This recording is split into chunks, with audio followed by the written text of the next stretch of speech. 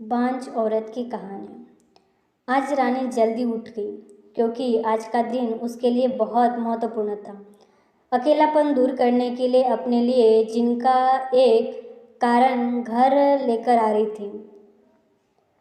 देखा जाए तो बहुत खुश भी थी और थोड़ी सी नाराज भी थी क्योंकि पिछले 7 साल की यादें उसे रात भर सोने नहीं देती थी और अब स्वस्थ बैठने भी नहीं देती थी। चाय का कप लेकर वह गैलरी में आकर बैठ गई और गुजरा हुआ कल उसके आंखों के सामने आने लगा। बेटा, तुम्हें ऐसे नहीं जाना चाहिए था। शादी होने के बाद उसे अंत तक निभाना आना चाहिए। ऐसा ही समझो कि तुम्हारा नसीब ही खराब है। कोई क्या करेगा। अब माँ बन सकती तो बात ही अलग होती। मैं माँ नहीं बन सकती, इसमें मेरी क्या गलती है? यह सब मेरे हाथों में है। क्या माँ नहीं बन सकती मतलब मैं इंसान नहीं हूँ क्या? मेरी कोई फीलिंग्स नहीं है क्या? मिनट मिनट में मेरा अपमान करने वाले, मेरा जीना मुश्किल करने वाले लोगों के साथ मैं जिंदगी कैसे बताऊँ? वह जो कहेंगे वह सुनना। रानी और माँ की यह सब बातें चालू थी। तब पापा आए। ये देखो बेटा, मैं तो एक कपड़े की दुकान पर काम करता था। अभी उम्र हो गई है तो कोई काम भी नहीं देता है। और तुम्हारा भाई हर्षल तो परदेश में है, अपने गृहस्थी में मगन हो गया है। तुम कहती हो तो मैं तुम्हारे ससुराल वालों से बोलता हूँ, पर तुम अपने ससुराल वापस चले जाओ, ऐसा मुझे लगता है। नहीं पापा, कुछ भी हो जाए मैं उस घर में वापस नहीं जाऊंगी। वहाँ पर मुझे घुटन सी होती है। वहाँ मिलने वाला अपमान, बेइज्जती से मैं थक चुकी हूँ। शादी के पहले मैं मेरे पैरों पर खड़ा रहना चाहती हूँ, पर मेरा ग्रेजुएशन होते ही आपने मेरी शादी करवा दी। तभी मैंने आपके दबाव में आकर शादी की। पर अभी जब मुझे आपके सहारे की ज़रूरत है तो आप पीछे हट रहे हो। शादी के बाद लड़की ससुराल में हो शोभा बढ़ाती है, मायके में 4 दिन ही रहना अच्छा लगता है। रानी, लोग क्या बोलेंगे? शादी मतलब कोई खेल नहीं है बेटा। पापा गुस्से में ही बोल रहे थे। उस घर वापस जाना अब मुमकिन नहीं है पापा। आने के पहले से ही डिवोर्स पेपर पर सिग्नेचर करके आई थी क्योंकि उन लोगों को सिर्फ मुझसे बच्चा चाहिए था जो मैं उन्हें नहीं दे सकती। अरे, इतना बड़ा निर्णय लेने से पहले हमें एक बार पूछना तो चाहिए था ना। जन्मदाता है हम तुम्हारे। पापा, शादी होने के बाद मैं आपको बताती थी और माँ को भी कि कैसे चल होता है मेरे साथ वहाँ पर। 2 साल में कभी मुझे मेरे मन मुताबिक रहने नहीं दिया। जब मेरी रिपोर्ट आई और समझा कि मैं कभी माँ नहीं बन सकती तो वैसे ही इन लोगों ने मुझे अपने असली रंग चालू कर दिया। कैसे रहूँगी मैं ऐसे वातावरण में? और इस सबसे भागकर अपनी ज़िंदगी खत्म करने वालों में से मैं नहीं थी।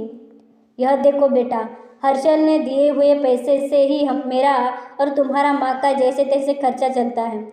उसमें तुम्हारा खर्चा उठाना थोड़ा सा कठिन होगा। डिवोर्स पेपर पर सही करने से पहले इन सब का विचार मैंने किया था। मेरे पास के सोने के गहने लेकर मैं आई हूँ और एजुकेशन लोन निकाल कर मैं 6 महीने का एक कोर्स करने वाली हूँ जिसकी आज मार्केट में बहुत ज़रूरत है। जिसके उसके बाद मुझे अच्छी कंपनी में नौकरी मिल सकती है। मैं आपके ऊपर आर्थिक बोझ नहीं डालूंगी पापा। मुझे जीवन जीना है, संघर्ष करूंगी और कमाऊंगी, विश्वास कीजिए मेरा। सब लोग क्या बोलेंगे बेटा? क्या जवाब दे दोगी उन्हें? माँ आंखों का पानी छुपाते हुए बोली। माँ बोलती थी कि वक्त आया तो सच क्या है बोल देना चाहिए। जब मुझे ससुराल में जानवरों के जैसा बर्ताव हो रहा था तब कहाँ गए थे यह लोग? समाज में बड़ा करो, शादी कर दो, बस इतनी ही जिम्मेदारी समझते हैं। बेटियों को बड़ा करके योग्य पढ़ाई देकर खुद के पैरों पर खड़ा करना यह माता पिता की ही जिम्मेदारी होती है, ताकि आगे जाकर कभी खराब हालात हो तो उसे इस्तेमाल कर सके। तय किए मुताबिक रानी ने 6 महीने का कोर्स किया और तुरंत उसे एक अच्छी कंपनी में काम भी मिल गया। वो बहुत खुश हो गई थी। सब अच्छा चल रहा था। बीच में छुट्टी लेकर माता पिता को नज़दीक रहने वाले पर्यटन जगह पर घुमाने लेकर जाती थी। माता पिता बीच में ही दूसरे शादी की बात छेड़ देते थे।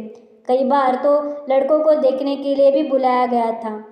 एक लड़का तो डिवोर्स हुआ था, तभी उसे स्वीकारने के लिए तैयार था, पर पहली शादी ने ही उसे इतने दुख दिए थे कि दूसरी शादी के लिए उसका मन तैयार नहीं था।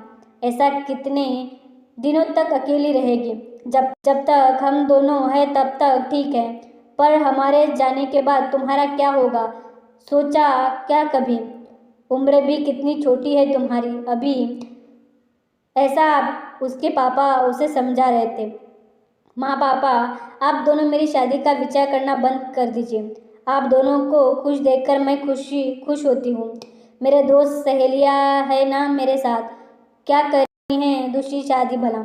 इतना आसान नहीं है बेटा, एक उम्र के बाद अकेलापन खाने के लिए दौड़ता है, माँ बोली।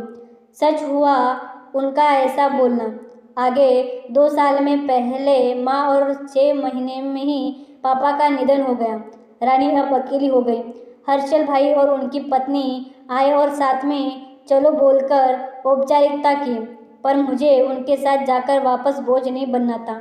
मदद के वक्त मेरे साथ खड़े रहो, इतना बोलकर मैं उनको जवाब दिया। ऑफिस का काम और बहुत सारे दोस्त, सभी लोगों की शादी हो गई थी और वह अपने अपने गृहस्थी में मगन हो गए थे, जिनके लिए कोई लक्ष्य मिल ही नहीं रहा था उसे।